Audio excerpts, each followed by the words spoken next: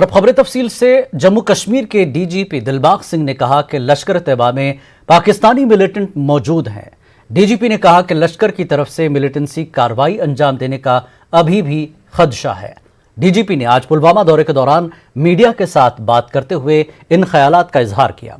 उन्होंने कहा कि ऑपरेशन के दौरान सिक्योरिटी फोर्सेस मकामी मिलिटेंटों को जिंदा पकड़ने की हमेशा कोशिश करते हैं। पुलवामा के हालिया ऑपरेशन में भी एक मिलिटेंट को जिंदा पकड़ा गया।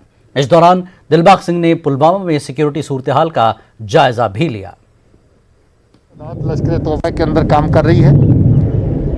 इस साल के अंदर लगभग 2 दर्जन के करीब जो है वो पाकिस्तान ओरिजिन के दहशतगर्द मारे गए हैं, जिसमें लश्कर तोयबा के काफ़ी ज़्यादा कमांडर जो हैं वो एलिमिनेट हो चुके हैं। अभी भी इनकी मौजूदगी है नॉर्थ कश्मीर में और साउथ कश्मीर में, जिसके चलते आने वाले वक्त में अभी भी ये सीरियस थ्रेट जो जहाँ की सिक्योरिटी को पोज करते हैं, जहाँ की सिविलियन सोसाइटी को जो थ्रेट पोज करते हैं, हमारे काउंटर टेररिस्ट ऑपरेशन चल रहे हैं। आने वाले टाइम में जो और दहशतगर्द की कार्रवाइयों में शामिल हैं उनके खिलाफ।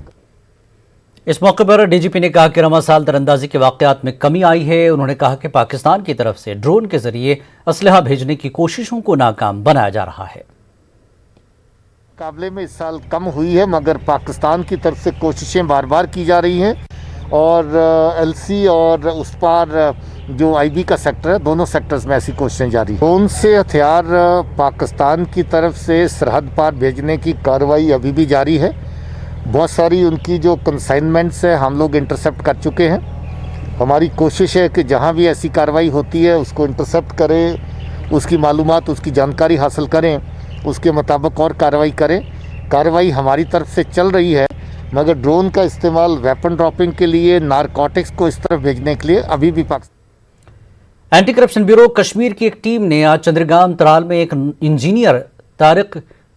जूनियर इंजीनियर तारिक के घर पर छापेमारी की। इस दौरान टीम ने कुछ अहम दस्तावेजात को जब्त किया।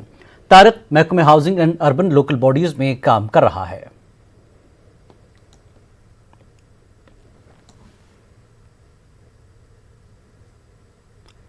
सीबीआई ने अब जम्मू कश्मीर के मुतनाज़ा रोशनी एक्ट की जांच शुरू कर दी है। इस स्कीम के जरिए ताजिरों, सियासतदानों और ब्यूरोक्रेट्स को फायदा पहुंचाने का इंकशाफ हुआ है। जम्मू कश्मीर हाई कोर्ट ने गुज़श्ता हफ्ते इस मुतनाज़ा एक्ट को गैर आइनी करार देते हुए सीबीआई जांच का हुक्म दिया है। इससे पहले जम्मू कश्मीर एसीबी के पास यह केस था। पेश है समीर भट्ट की यह खास रिपोर्ट।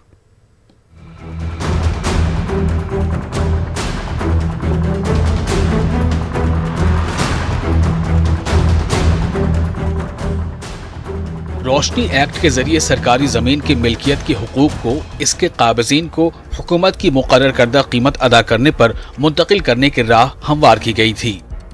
ये एक्ट उस वक्त नाफिज किया गया था जब फारूक अब्दुल्ला वजीर आला थे। उस वक्त सरकारी जमीन पर काबिज होने के लिए कट ऑफ साल 1990 को तय किया गया था। इसके जरिए हुकूमत का मकसद ये था कि तकरीबन 20 लाख कनाल सरकारी अराजी की उस पर काबिज अफराद को मौजूदा मार्केट कीमत में ट्रांसफर करते हुए 25,000 करोड़ रुपए की आमदनी हासिल की जाए। साल 2005 में पीडीपी कांग्रेस हुकूमत ने कट ऑफ साल को 2004 करार दिया और गुलाम नबी आजाद के दौरे हुकूमत में इसमें मजीद नरमी दी गई और कट ऑफ साल 2007 करार पाया। जमीन की मुंतकली के मामलों की जांच के दौरान इसका इंकशाफ हुआ था कि गुलमर्ग में नाअहल इस्तेफादा कुनंदगान को जमीन फराहम की गई है। साल 2009 में स्टेट विजिलेंस ऑर्गेनाइजेशन ने रोशनी एक्ट के उसूल के तहत अहल न होने के बावजूद सरकारी जमीन की मुंतकली पर कई सरकारी अहदेदारों के खिलाफ FIR दर्ज की थी। अंकुश शर्मा समेत दीगर लोगों ने इस मामले की सीबीआई जांच का मुतालबा किया था और बिलाखिर जम्मू कश्मीर हाई कोर्ट ने इसका हुक्म दे दिया।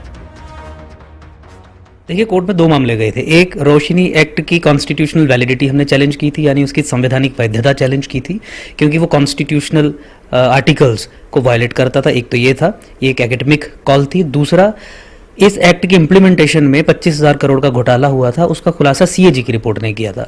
क्योंकि मामला सरकारी ज़मीन का आवंटन का था, तो ऑब्वियसली जो ब्यूरोक्रेट्स हैं, जो पॉलिटिशियंस हैं, जो सिटिंग मिनिस्टर्स हैं, वो बेनिफिशरीज रहेंगे ही रहेंगे, क्योंकि state is a very lucrative public largest जिसे आप करेंगे। तो फिर जैसे ही कैग ने, सीएजी ने रिपोर्ट अपनी जारी की और उसमें इस्टेब्लिश किया कि इसमें 25,000 करोड़ का भूमि घोटाला है, तो उस रिपोर्ट के आधार पर हम कोर्ट में गए। साल 2014 में सीएजी ने अपनी एक रिपोर्ट में इसका इंकशाफ किया था कि रोशनी एक्ट के जरिए 25,000 करोड़ रुपए की आमदनी के हुसूल का निशाना मुकर्रर किया गया था, लेकिन साल 2007 और 2013 के दरमियान सरकारी जमीन की मुंतकली से सिर्फ 76 करोड़ रुपए ही वसूल हुए। इन आदाद शुमार से पता चलता है कि मज़कूरा कानून का मकसद ही फौत हो गया। कविंदर गुप्ता जब जम्मू कश्मीर असेंबली के स्पीकर थे तब उन्होंने इस मामले की जांच का हुक्म दिया था। कविंदर गुप्ता ने कहा कि इनका मानना है कि साबिक एनसी, कांग्रेस और पीडीपी क़यादत वाली हुकूमतों से वाबस्ता कई बाअसर शख्सियात इसमें मुलव्विस हैं, इसीलिए इन्होंने इस मुबैना जमीन घोटाले की जांच का हुक्म दिया था। हाउस का यूनानिमस फैसला था कि इस रोशनी एक्ट पर इंक्वायरी कराई जाए, तो उस वक्त मैंने डायरेक्शन दी थी। तो आगे उसका क्या हुआ, गवर्नमेंट ने क्या किया, ये तो आप खुद समझ सकते हैं। अब इसकी जांच तो होनी चाहिए। ये सीबीआई इंक्वायरी जो करने के लिए हाई कोर्ट ने बोला है, ये अच्छी बात है। दूसरी जानिब अंकुश शर्मा का कहना है कि बीजेपी के भी कई अफराद मुबैना तौर पर इसमें मुलव्विस हैं। इसमें हर कोई पार्टी शामिल है। भाजपा के भी कई नेता, कई संबंधित बड़े बड़े अधिकारी वो भी बेनिफिशरीज हैं। इसलिए आपने देखा होगा कि भाजपा ने इसे मुद्दा ही नहीं बनाया। इतना बड़ा फैसला आ गया जो जम्मू कश्मीर के इतिहास में one of the landmark decisions जो कोर्ट ने दिया हो वो ये है। उसके बावजूद भी आपने इन्हें बाहर आके छातियां पीटते हुए नहीं देखा। और इनफैक्ट बीजेपी ने तो हमें 5 साल अपोज किया कोर्ट में। बीजेपी ने तो अपने लॉ ऑफिसर्स अपॉइंट करके यहाँ पे अपोज किया कि सीबीआई को नहीं जानी चाहिए। तो इसीलिए बीजेपी का रोल भी संदिग्ध है। जब ये मामला सियासी रुख इख्तियार कर गया तो एनसी, कांग्रेस और पीडीपी अपने साबिक हुकूमतों और लीडरों का दिफा करते नजर आ रहे हैं। इन पार्टी लीडरों ने इस मामले की जांच सीबीआई के हवाले करने का खैर मकदम किया, साथ ही इसकी मंशा पर भी शुबहात का इजहार किया। हम हाई कोर्ट के उस फैसले का खैर मकदम करते हैं और जांच जो है वो सीबीआई को दी गई है। हम इस बात का भी खैर मकदम करते हैं, दूध का दूध, पानी का पानी होना चाहिए। इसमें बीजेपी, कांग्रेस, नेशनल कॉन्फ्रेंस का कोई मसला नहीं है। जो गलत है वो गलत है, जो सही है वो सही है। और उसका कानून बनाया गया। कानून तो लेजिस्लेचर कॉम्पिटेंट थी, और उसके बाद अगर उसकी इम्प्लीमेंटेशन में कहीं गलती हुई है, गड़बड़ी हुई है, तो उसकी जरूर जांच हो, उस पर कोई एतराज नहीं, लेकिन फ्री एंड फेयर हो। उसमें किसी को कोई ऑब्जेक्शन नहीं हो सकता, कोई भी इन्वॉल्व हो।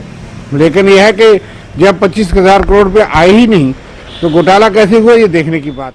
लंबे इंतजार के बाद अब जम्मू कश्मीर हाई कोर्ट ने आखिरकार रोशनी एक्ट के तहत हुए मुबैना ज़मीनी घोटाले की जांच सीबीआई को सौंप दी है। जाहिर तौर पर जम्मू कश्मीर के लोगों को अब एक उम्मीद जागी है कि अब सीबीआई ही उन सभी लोगों को कोर्ट के कटघरे में खड़ा करेगी जिन लोगों ने गरीबों को उनका हक देने के बजाय गलत तरीके अपनाकर सरकारी ज़मीन को अपने नाम कर दिया। जाहिर तौर पर सीबीआई के लिए एक बहुत बड़ा चैलेंज इसलिए भी है क्योंकि इस घोटाले में कहा जा रहा है कि कई फॉर्मर मिनिस्टर्स, ब्यूरोक्रेट्स और अफसर शामिल हैं।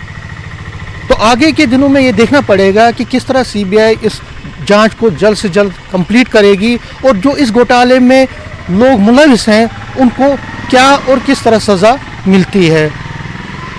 कैमरामैन बंटी के साथ में समीर भट्ट, न्यूज़ 18 जम्मू। वक्त एक ब्रेक के बाद फिर लौटेंगे।